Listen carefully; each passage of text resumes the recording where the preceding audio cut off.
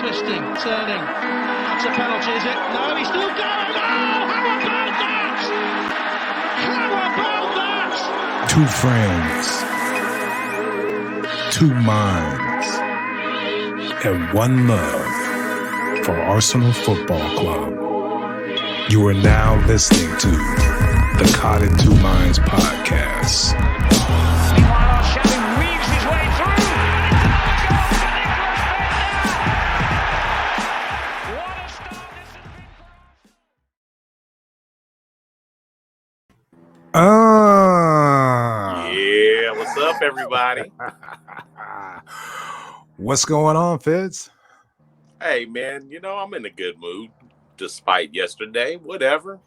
Just rolling with the punches. Rolling with the punches. That's all we can do, We, what is it? Man City beat Arsenal 1-0, We play, we at the Etihad. Yeah, I mean, tell me before the game that we're going to lose 1-0. I'd be like, that's not unreasonable. Like, it might happen. I look at it like our only two losses this year are to Liverpool and Man City. The Liverpool game kind of got away from us. We really didn't have a good shot at getting anything out of that one based on how we played. I thought yesterday, the first half, towards the end of the first half, we were really coming on strong. Saka made a good, I mean, come on. I mean, this kid is incredible, man. Forget all the skill, the maturity level of this kid is amazing. Right. But he felt it out on the pitch that nothing was getting created, nothing was happening, and he took it into his own hands to try to make some things happen, Yes.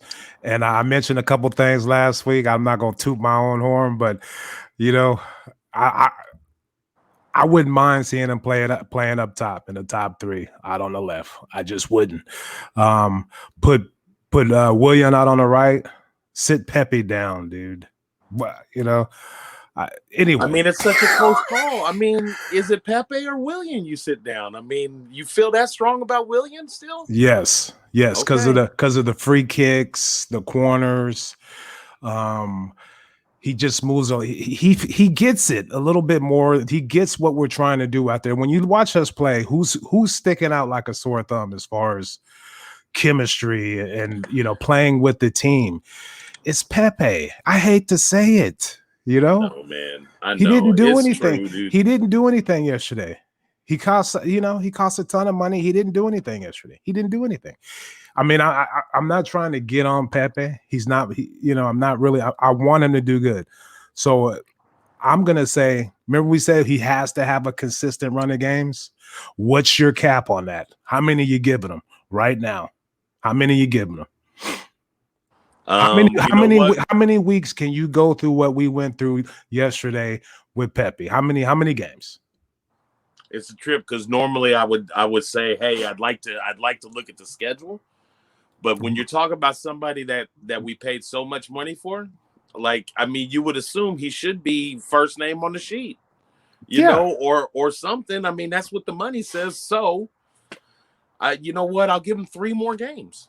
I'll give him 3 more games. Because I said I'm dedicated to giving him a chance. No, that's what I'm saying. I'm going to give him more.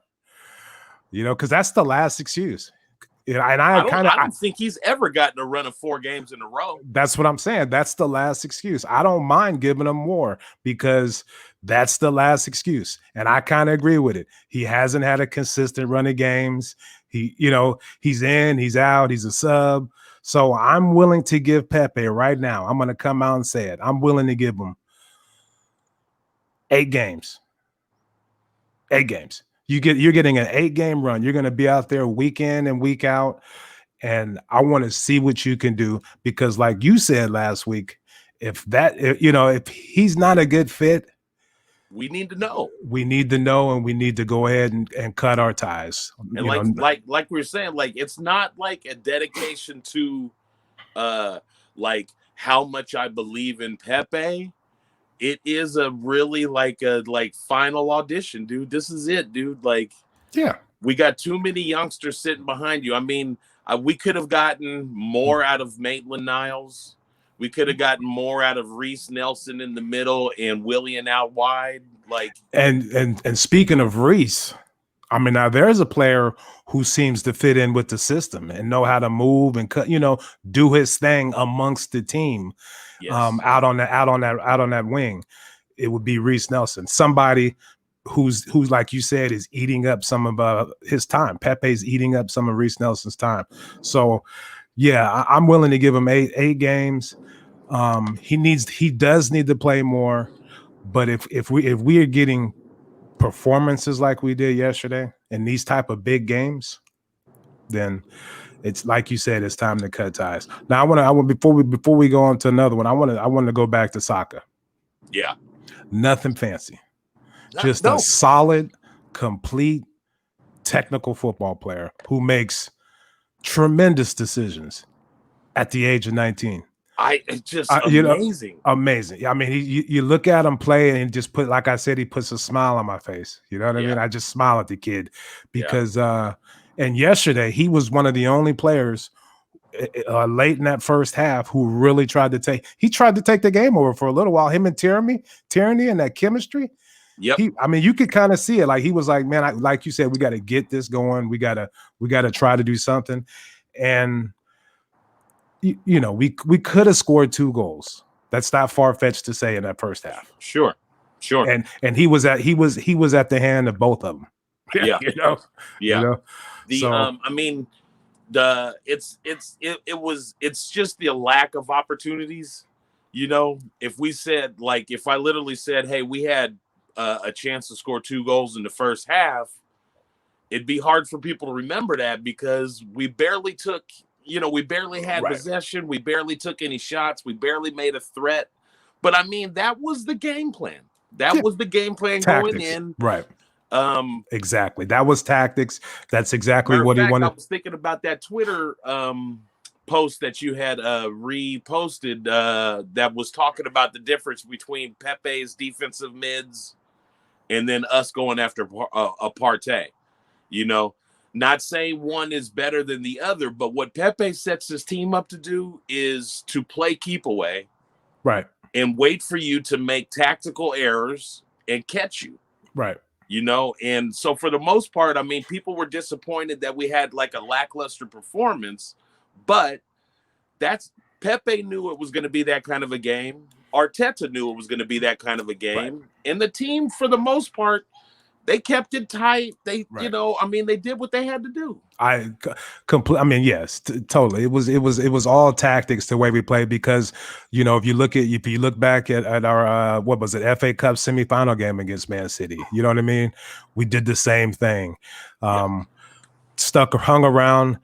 The only difference is Aubameyang finished. He finished that goal basically. So in the FA Cup game against them. Yeah. But it's now, I'll admit, I know I'm seeing all the chat on Twitter.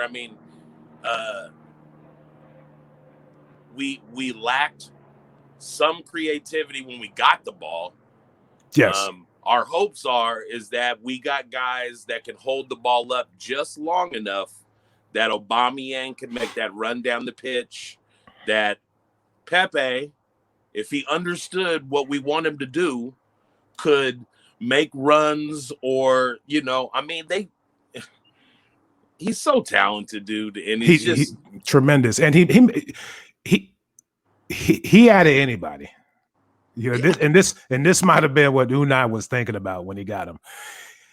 Him with Ozil, because he does try to make a run or two, but they never throw him the ball over the top or when they never see him, But him That's playing, so true. Him playing with a player like Ozil would have really helped this game tremendously. We're not talking about Ozil anymore. I get it, but I just think those two, they would have been special together. Pepe has all the talent in the world.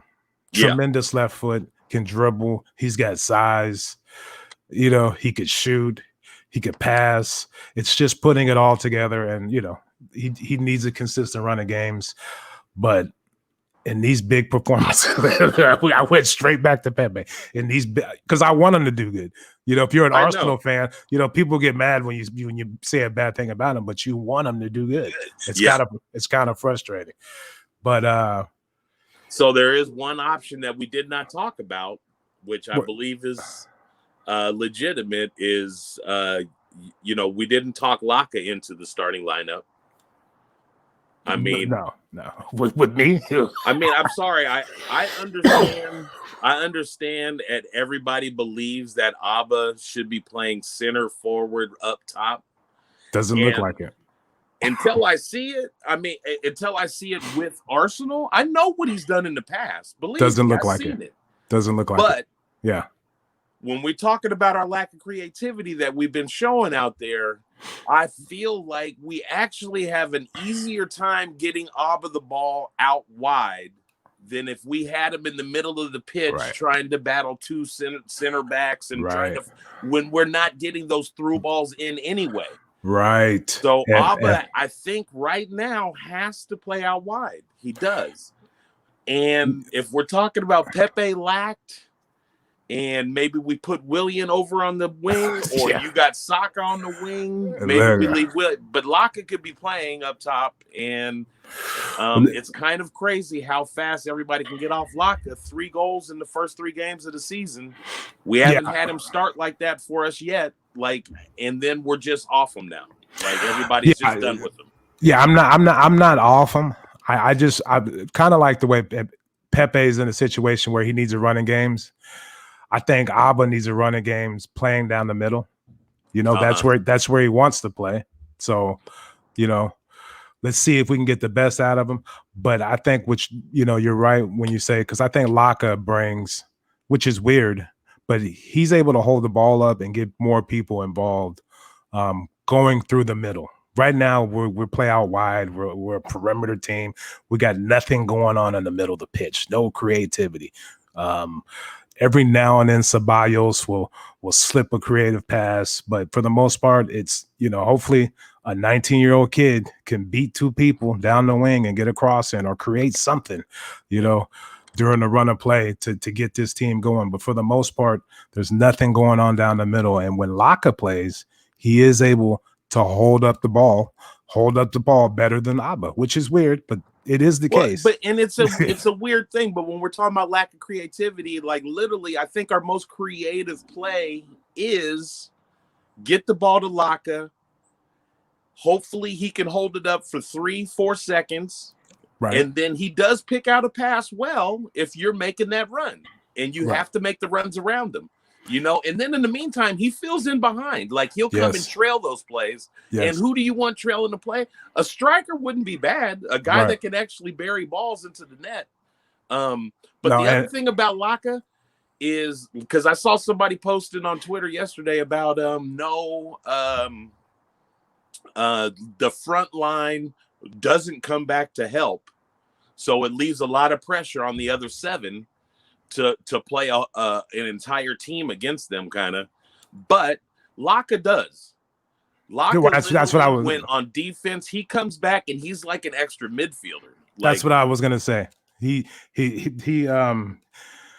seems to fit the pressing style in which Arteta wants to implement.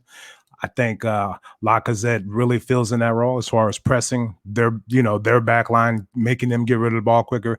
And he's not afraid to stick a foot in because he always gets called for a foul. Always. Always. And he draws a lot too. Well, yeah, that too. But yeah, I'm just saying, he's kind of a hack on defense. He's physical. You know what I mean? He will get physical with him. Right. But no, tremendous. Yeah, I wouldn't mind. I wouldn't mind it going back the way it was when Alba played out on left and Laka was out there with Pepe or William. I think Laka. Yeah, people think I'm crazy, but whatever. Laka can go anywhere, and the kid is tremendous. Want him to play, dude. Anywhere you need him to play, he can. He's tremendous. That was the best signing of the summer. That was the best one. Nobody will ever talk about it, but that was the best one. Yeah. Getting him on the team and keeping him there for a while is tremendous. But let's get back to the game. their goal, it's a scrappy goal. I'm not going to get on Leno because people start crying when you get on Leno, but it's whatever, dude. He's what do I say? Tremendous athlete who makes tremendous reactionary saves. He's quick. He can be the sweeper keeper. He can do all that shit, but he's got weak paws, and his decision making on crosses and corners is a little shaky, and the way he communicates with the back line is a little shaky. That's all I'm saying. Just those three things. Yeah. And he could be top 5 if he worked on those 2 things and got better. But it was a situation to me where somebody, I forget who took the shot, and he just parried. I mean, he didn't even try to, he just parried it. And this is tough. I'm being tough on him a little bit, but you got to try to parry. It happens a lot. He parries the ball right in the path of an opposing player, and they score, off a rebound. Yeah. I just, who used to be really good at that was Czech. Yeah. Where when he dove with like a fist a lot of times. So if he was getting to a ball, like he was literally punching it, and punching it out of there. Yeah. Leno was weak wrist on it. I mean, amazing to be able to react and get there, but then it just like push it off to the side. That's all. Just push it off to the side or push it out for a corner. Yeah. Come on. Come on. It happens a lot. It happens a lot. That's all. But what he do? He made tremendous saves throughout the game. He played sweeper keeper well, and it was just that one thing I'm kind of harping on. But it does happen a lot. I think during the course of the game, he did another one where he parried it right to a Man City guy, and the guy missed it. He missed it, or exactly. Yeah. But that was the only. That was that was the only time that was the only goal of the game. So, Holding was on the back line until last minute scratch with his hamstring. Yes. The center backs played well, I thought. Okay. I thought you was gonna be like, see, I thought you would start him in your lineup, and I had Luis. Oh yeah. But you see some of those passes Luis tried to make that crossed Aubameyang. Late in the second half for that, like he could just pick those out, man. Yeah. For the most part, I'm really happy with Gabriel. I think Gabriel is solid. He jerked a knot in a couple people's ass. Ooh. Physical. The first half, he slid down. I've never seen this, but he slid to dive in at the guy's feet and popped up and still prevented the cross from coming in. Like he did like a crab walk for like 2 steps. Like he slid to the ground and then he crab walked all the way to the baseline. Right. That's exactly what they call it in Brazil. The crab walk. Look at you. That's jujitsu. That's jujitsu. Okay. Right. But you're absolutely right. He looks like that left-sided, left-footed center back, and we have one. Yeah. And he's not playing around out there. He's serious. No. I haven't seen him smile all year, really. Yeah. And he's got man? And that hair. There was a period, there was a couple passes. You know how he likes that, like he kind of runs towards the sideline and cut it back and hit that long pass down the middle. Yeah. Pep did his homework, dude. He stopped. Yeah, he cut it off a couple times. Couple times, I saw guys actually kind of step against the flow of traffic because they knew that pass was coming. Right. And they intercepted it, and I was like, "Wow, man, Pep! Like he got his team ready." Like they knew it. The master against the pupil. You know what I mean? They knew each other. And they knew what was going to be, and that's why it was so cagey and kind of flat. They were. You could really see the 2 teams filling each other out. Trying to see. Okay, what's he gonna do? I know Pep likes to do this, so I'm gonna do this, and so they were filling each other out. Yeah, kind of like Lomachenko did for 7 rounds against Lopez. Come on, man. This is for the unification. I had people texting on the side talking about, he's so tactical and he's just setting them up and I'm looking at the round like it's the 8th round, man. Yeah, come on. He got to stop setting them up. He got to start swinging now. Right. But I mean, me and you talked about it, and there was a reason why he fought that way. This Mexican kid from Brooklyn hits hard. 20 years younger than me. You know, right. I don't care what shape you're in. 20 years younger than you. No, he's 10 years. I thought Lomachenko's like 41. Nah, he's 32. No, I think he's 43, Eric. No. Actually, he's 45. Yeah, 45.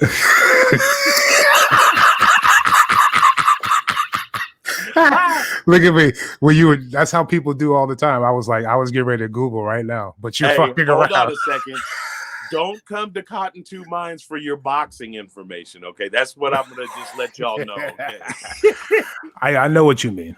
10 years is 20 years of boxing. I got you. Yeah. Oh, for sure. Nah, but what was? How did I get on that? Oh, they were filling each other out. Yeah. You see Pep had on his yoga pants. Sick, boy. Hella tight. Oh, always the fashionista. Always. Hella tight. When his pants were hella tight, fool. He's bow-legged too, so I was just like giggling all game, moving around, all flamboyant. I mean, what do you want? What do you want? They felt each other out, cat and mouse, so much that the biggest story of the game was Kun Aguero trying to get the sideline ref's number, you know. So, right, he grabbed her ass at some point in the match, right? I missed it. I saw all kind of fools on Twitter talking about, you know, this is a travesty. This is not right, you know. And I was like machismo, man. Machismo, Argentina. You guys never heard of this? Well, the thing that was tight is he gave the little pinch at the end. Yeah, dude. It was like, it's one thing like, hey, listen to me, but when he gave the little squeeze on the neck, right? She was. You put that one time at band camp. Yeah, she did look like that. That's Kun's style. That's what Kun likes. Yeah, prostitution is legal in Argentina. So, you know, I'm just saying. So, you know, who knows? Who knows? Yeah. My Argentina friend, you know, he was like, what's the big deal? Everybody's making a big deal about it. And later on, he went and he checked the Argentina media sites. Yeah. And he texted back and was like, actually, people in Argentina are pretty pissed about it too. Wow. See, that's what kind of world we live in now, you know? Yeah. Just soft. American sensitivities have just seeped into the world. They're seeping all over. Yeah. Soft as puppy turds. Yeah. That's everybody. Because here's the thing. If now after the game, when they put a mic in her face and she's like, yeah, that sucked. This fool was trying to, you know, he's trying to get at me. He grabbed my ass. He pissed me off. I felt threatened. Now, if she gets on TV and says, oh, then it's like, oh, okay, wow. He, you know, that sucks. You know? Yeah. Like if she came on and was like, you think this is the first time? Go look at the West Ham game last year. Right. I love the accent. It's sick, fool. It's getting better. No, come on. So just stop. Yeah. Just stop. It's not the right thing to do. But what if he did that to a guy? Nobody would care, and we're all supposed to be equal now. So everybody relax. You know, everybody's woke. We're equal. So stop. If he goes up to Martin Atkinson and is like, "Come on, man," and puts his arm around him and does all that, nobody says a word. So stop. Come on, baby. Look at my hair. It's white like the snow of Mount Fitzroy. Look at it. Nah, but what else? What else can we wring out of this Arsenal performance? I'm gonna go ahead and I am gonna say that the Arsenal firm is a little neurotic. They are a little neurotic the way that other teams portray our firm. Right. The fans are nuts, and people immediately talking about Arteta out and 6 months. It just, he's got a timeline now. Like, come on, man. Right. Just relax. We lost to Man City. The only two. Is that a surprise? Is it a surprise we lost to them? I think it's a surprise it was 1-0. You know? Here's the thing. The thing, I kind of get their point, and I'll explain why.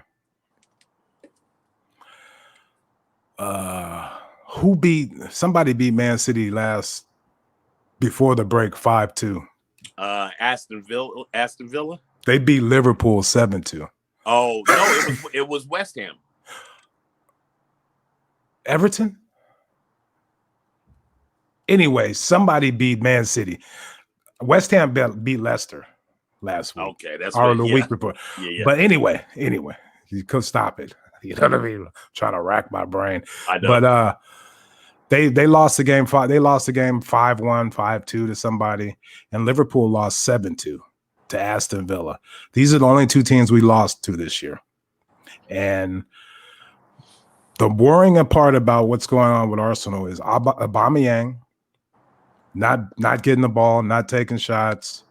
Going forward, we're really not making anything happen. And it's kind of been the case for a while. You know, we might score a goal. You know, we might have games where we score 2 goals, but for the most part of the game, you know, you're on the edge of your seat like, damn, what's going on? Are we going to, you know? And then all of a sudden we score a goal and everybody's happy. But this is kind of a trend. We're not really creating much going forward. Aubameyang's not getting the ball. And we're not making it happen going forward right now, which is understandable. Yeah, I agree. And like you said, I mean, some of those games when we get 2 goals and like Aubameyang's goals in the last couple of months, a lot of them are like cherry picked and kind of like, you know, it's not from build up necessarily always. A lot of times it's you know, counter attack. There's Aubameyang down the side, get it down there.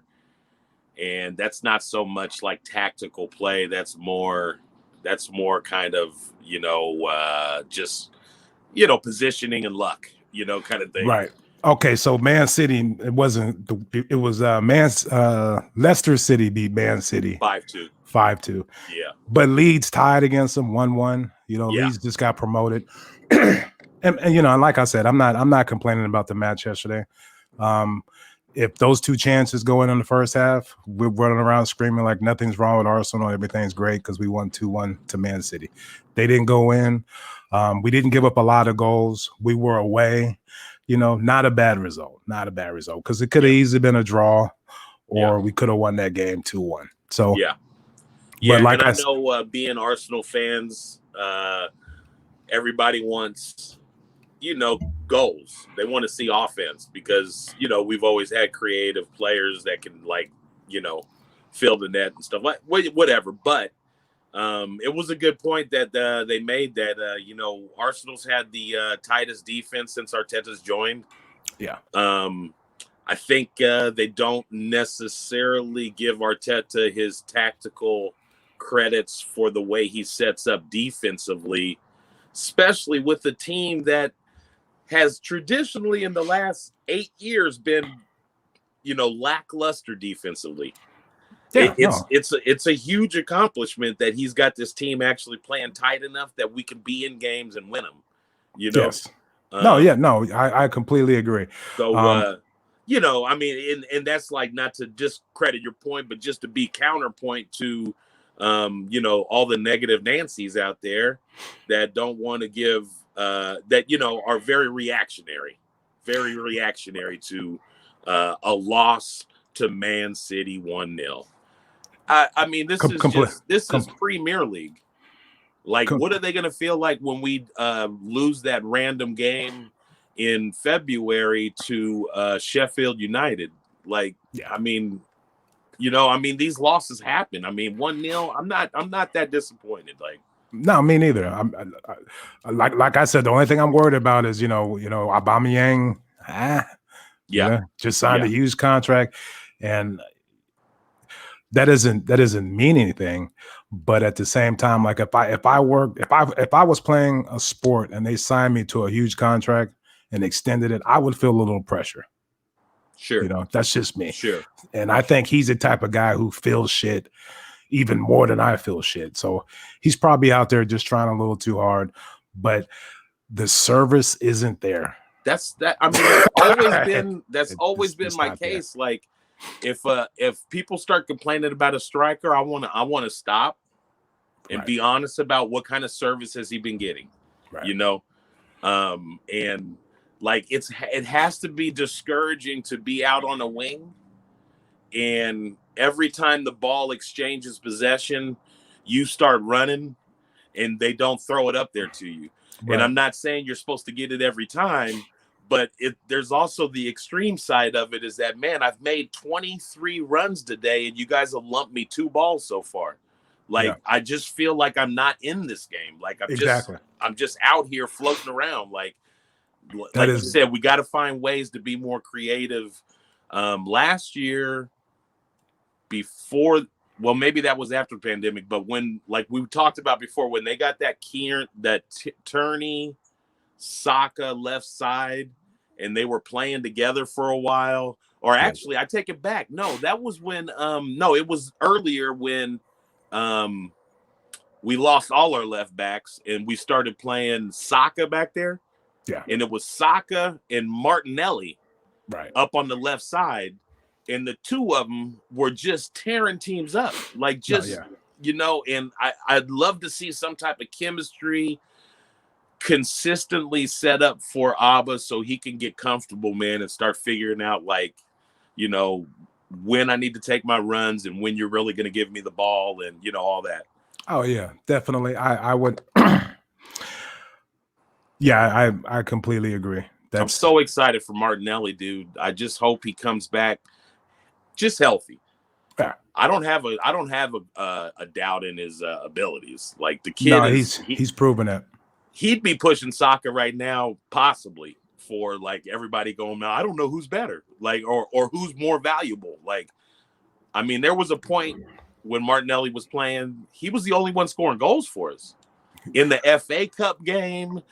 Like, just random places. Every time you stuck him in, he was finding ways to take shots. Like, no, his work rate. Yeah, he's solid, and I mean that's a big difference. You notice out on that left wing is his work rate compared to somebody like Abba. But I think in time he'll get all this figured out. The people that are talking about he needs to, he's not the right man for the job, or he needs to go, the negative Nancy's, as you put it. He's already run a FA Cup. He's won a Community Shield. I mean, if not anything else, he shows that we can at least go on a cup run. You know what I mean? We lose to Liverpool, we come back the next week and beat them. Even though it was penalties, we won, and nobody was running around town saying, "Oh wow, we didn't really do anything that game." We didn't. It had to go to penalties, and we won the game. Yeah. So we kept it tight. We played cagey.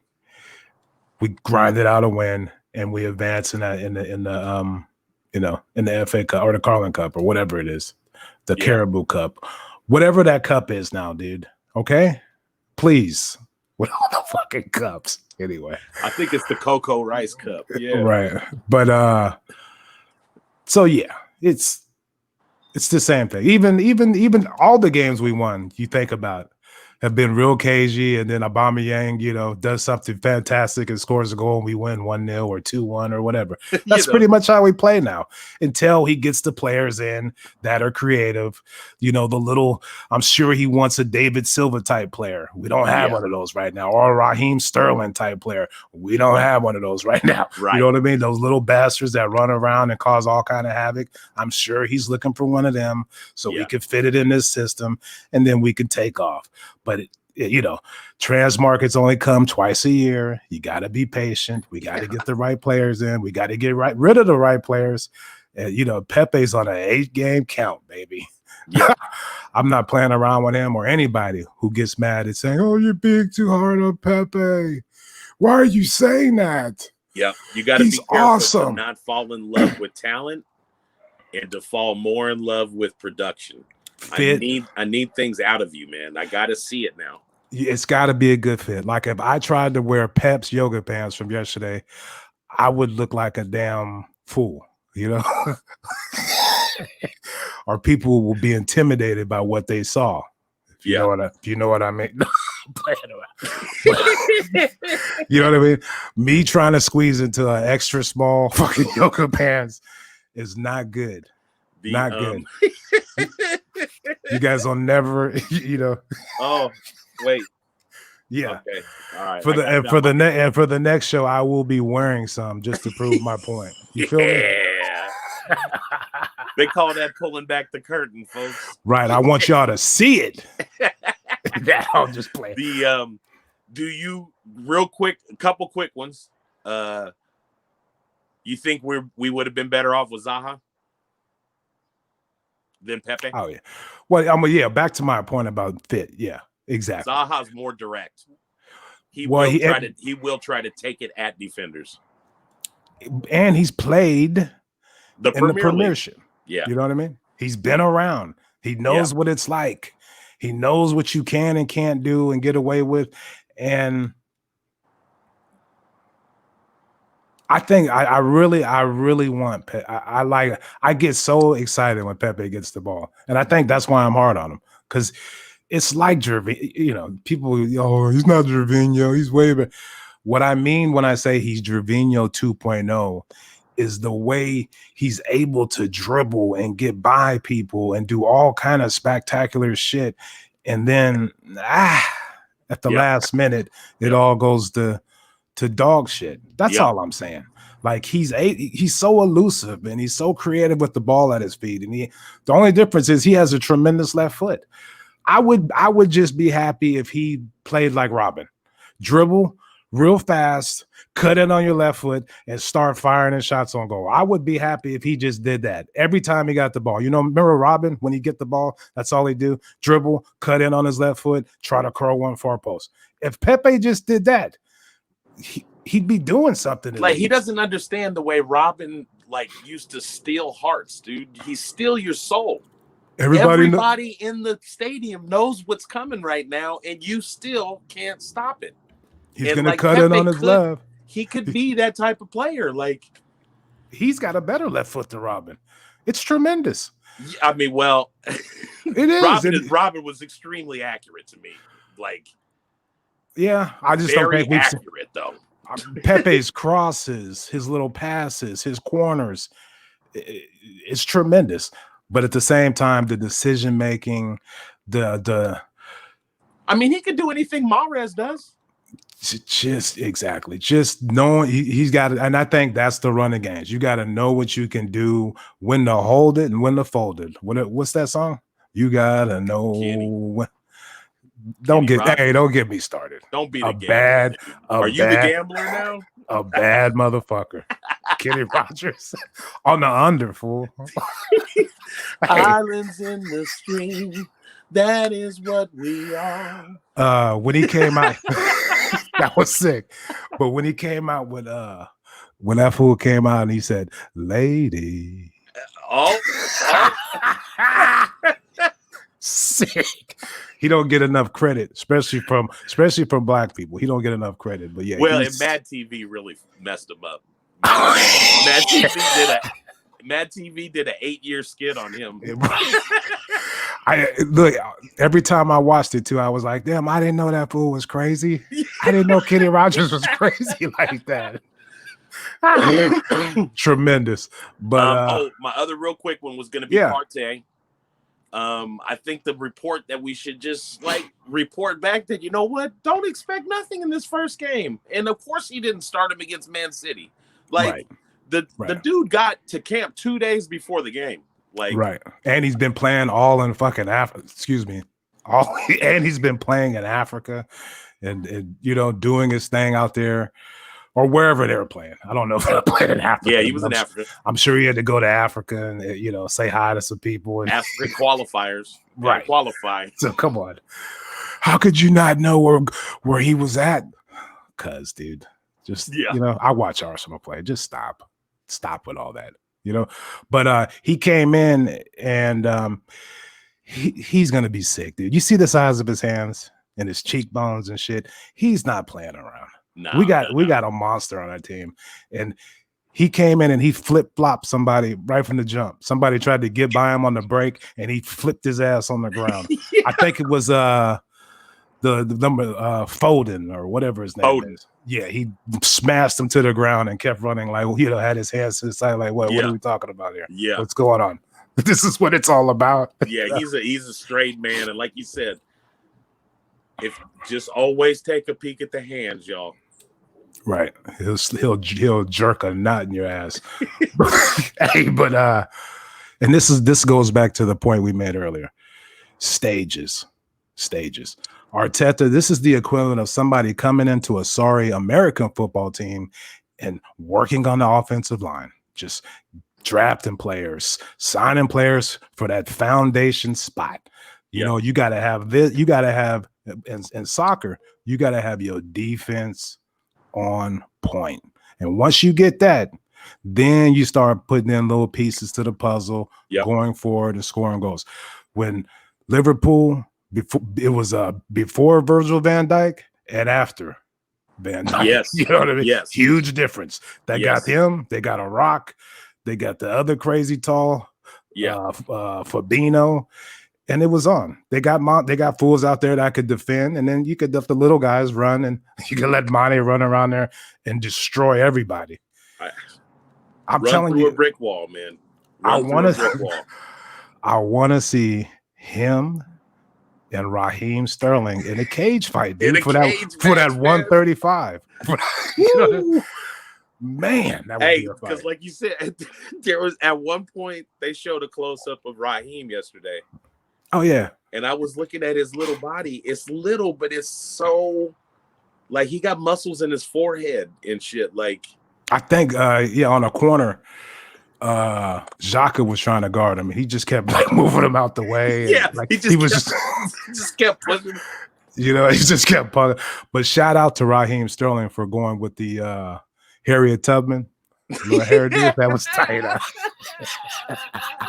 I thought that was the rerun from What's Happening Now. Nah, that's I call that the Harriet Tubman. You know what I mean? Shout out for the Harriet Tubman. Yeah, stop.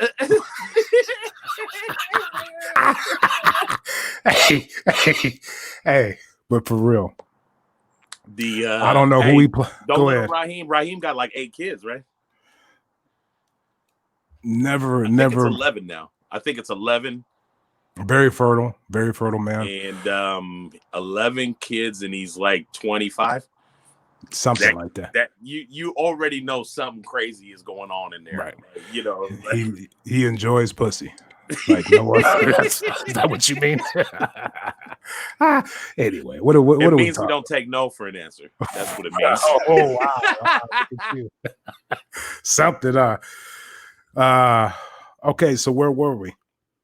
So yeah, all in all, who gives a shit? We lost 1-0. Everybody relax. Yeah. Life is short. Enjoy your fucking Arsenal. You know, you can complain and say whatever you want. It doesn't mean you're hurting players' feelings. I mean, I understand you feel like you're getting it out. You're getting it out by like just screaming about something that you thought was ridiculous, but just slow burn, y'all. Slow burn. Remember? Right. Let me play something too to kind of put things in perspective. Yeah. I hope you can hear this, but let me see. Let me get it all straight for you. Let's see. Look at this. Look at this. Is it working?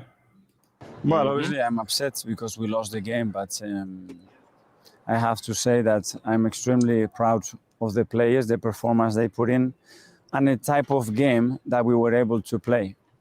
Where we took the game, what we were able to do, how we restrict them. And for me, it was the attitude of the team to come here and do what we did today. I was there for 4 years. I've seen a lot of teams come here, and it's very, very difficult to do that. Well, obviously, I'm upset because we lost the game. And there you have it. That just tells me that that's a reasonable man there that understands what he was up against yesterday. And we came out, I mean, I hate to sound like a broken 1-0 is 1-0 to the team that has won the championship 3 out of the last 5 years or something. I mean, come on, man, enough. Yeah, what he just said sums it up. and on all kind of levels. And the one level I want to talk about is people who want to see him gone. You know, that's exactly what you want your coach to say after a game like that. You know, that's exactly what you want to hear. Yeah. So all in all, I'm happy. I'm still optimistic, even though Spurs look like they can't be stopped right now. I'm not going to worry about that, because another thing for Arteta, another feather in his cap, is we come prepared to play in big games. You know, there's no more getting your ass. There's no more going to Man City and getting your ass with, 6-2. You know, we're going to be in the game. We're going to be fighting and competing. And if a couple bounces go our way, we could have won that game. Yeah. So I'm happy. I'm not tripping. Pepe needs to get his shit together.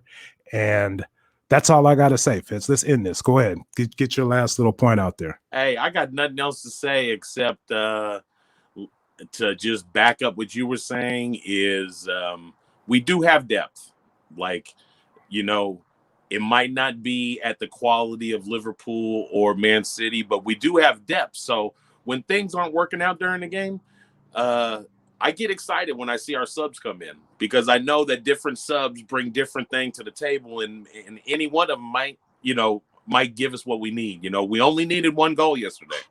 Getting out of there with a draw would have been perfect. I agree. we gave it a shot. I think Laka even got a shot at the end. But anyway, man, I love Arsenal. And even when we have a bad game, it doesn't affect my life. Like, I'm just disappointed for the lads that were on the pitch. That's all. We gave it a go. Didn't work out. We got Europa League this week. I'm pretty sure we will not be talking about any of these games in the group stages. We might mention it on Monday, when we do our regular podcast after a league match. But for the most part, I'm going to wait till we get to, get out of the group stages to really pay attention to Europa League.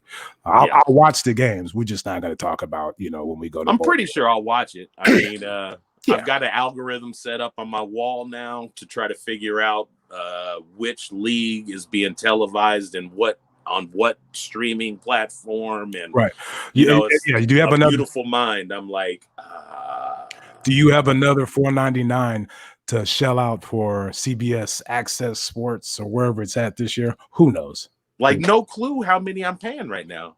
ESPN is getting something, and I don't know. They still don't get it. They're still going to try to be greedy. You know what I mean? Still going to try. Well, we can do that now. We'll have the weirdest shit is like when it is on Peacock, right? And I think it might be on NBCSN, and so I flip by there, and it's got they've got like luxury car shows, some crazy ass shit where I'm like, really? This beats out soccer, huh? Okay. Something hella silly. Yeah, it's ridiculous. Look, we were going to end it like 3 minutes ago. I know, man.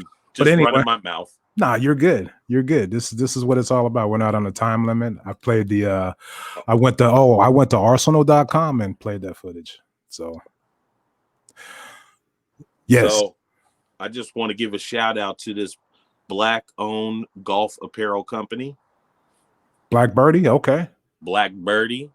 I'm not getting paid any sponsorship money for that. Just wanted to give it out, and it's a hella comfortable hat. So I love it. It's made for black skulls. Love it. Yes. All right. Well, that's good to know, Fitz. Yeah. Hey, you have a hell of a rest of the weekend, and I'll get with you. Yeah, man. Hey, hit that outro.